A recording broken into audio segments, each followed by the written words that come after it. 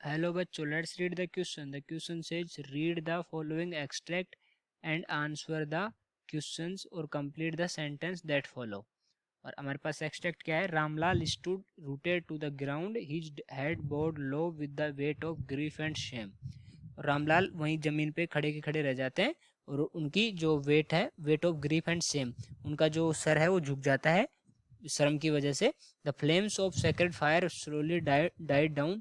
जो sacred fire थी उसकी जो फ्लेम्स हैं वो स्लोली धीरे धीरे मतलब कम होती जाती हैं. एवरी वन वॉज गॉन, सब चले गए हैं. Ramlal turned to Bholi and said but what about you, no one will ever marry you now, what shall we do with you. तो रामलाल भोली को कहते हैं कि आपका अब क्या होगा, आपके साथ कोई शादी नहीं करेगा और आप अब क्या करेंगे, ठीक है. And Sulekha said in a voice that was com. तो यहाँ पे क्या हो गया, भोली का जो रियल नेम था वो सुलेखा था, ठीक है. तो Sulekha said in voice that was calm and steady, don't you worry पिताजी. तो सुलेखा बोलती है कि डोंट वरी पिताजी, in your old age I will serve you and mother and I will teach in the same school where I learn so much, isn't that right ma'am. तो बोलते हैं कि आपकी ओल्ड एज में मैं help करूंगी और जिस स्कूल से मैंने सीखा है उस स्कूल में मैं बाद में पढ़ाऊंगी. और मैम से पूछती है कि मैम ये सही नहीं है.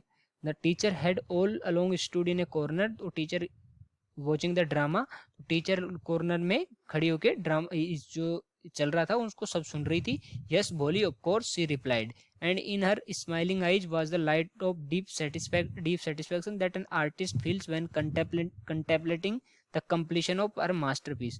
तो वो अपनी जो आंखों से वो देख रही थी कि उनके आंखों में एक डीप सेटिस्फेक्शन थी, क्यों जब, और वो सेटिस्फेक्शन किस तरह की थी कि जब कोई आर्टिस्ट फील करता है उनकी जो कोई मास्टरपीस बनाता है उसको उसको जो फील करता है मास्टरपीस को, वैसी उनके आंखों में डीप सेटिस्फेक्शन थी.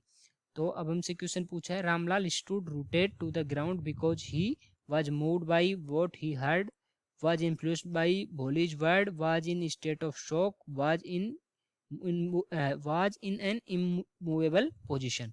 तो हमें बताना है कि किस वजह से रामलाल खड़े के खड़े रह गए थे, ठीक है. तो सबसे पहले देखते हैं कि ये कौन सी स्टोरी से लिया गया है. ये एक्सट्रैक्ट स्टोरी. स्टोरी कौन सी है? एक भोली नाम की स्टोरी है. ओके, जिस भोले की इसमें बात हो रही है वो उसी के नाम पे ये स्टोरी है.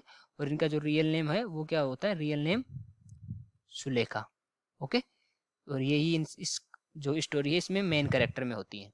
तो ये मतलब ना तो गुड लुकिंग होती है, नाइदर नाइदर गुड लुक्स नोर इंटेलिजेंस नोर इंटेलिजेंस.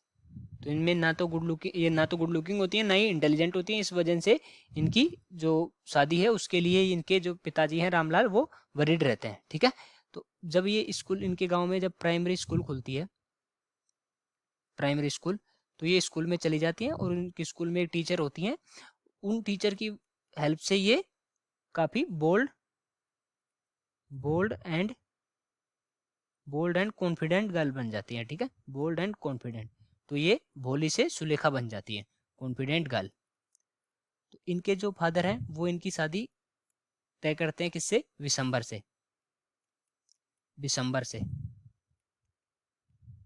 ओके, विशंबर. और ये विशंबर जो है ये बहुत ही ग्रेडी एंड डिसरेस्पेक्टेड आदमी होते हैं, ठीक है. ग्रेडी एंड डिसरेस्पेक्टेड. तो ग्रेडी होने की वजह से ये क्या करते हैं, ये डोरी मांगते हैं 5,000. डोरी में 5,000 मांगते हैं इनके जो फादर हैं रामलाल से. और वो दे नहीं पाते हैं. तो उस टाइम में जो उनकी बेटी है भोली है, सुलेखा है, वो आके बोलती है कि मैं इनसे शादी नहीं करूंगी. तो वो सुन के उनके जो फादर हैं वो रामलाल वो मतलब वहीं के खड़े रह जाते हैं. जो वो हमारे जो फर्स्ट लाइन है, Ramlal stood rooted to the ground, तो वो उसी के बाद की लाइन है, ठीक है. तो वो वहाँ के खड़े रह जाते हैं क्योंकि वो एकदम शोक रह जाते हैं. तो ही का यहाँ मतलब है Ramlal. He was in A state of shock. State of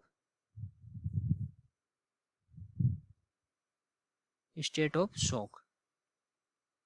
he was in state of shock. तो इस वजह से ये वहाँ से हिल नहीं पाते हैं। तो कौन सा ऑप्शन हमारा करेक्ट हो जाएगा, सी ऑप्शन यहाँ से करेक्ट हो जाएगा। So I hope you understood it well, best of luck.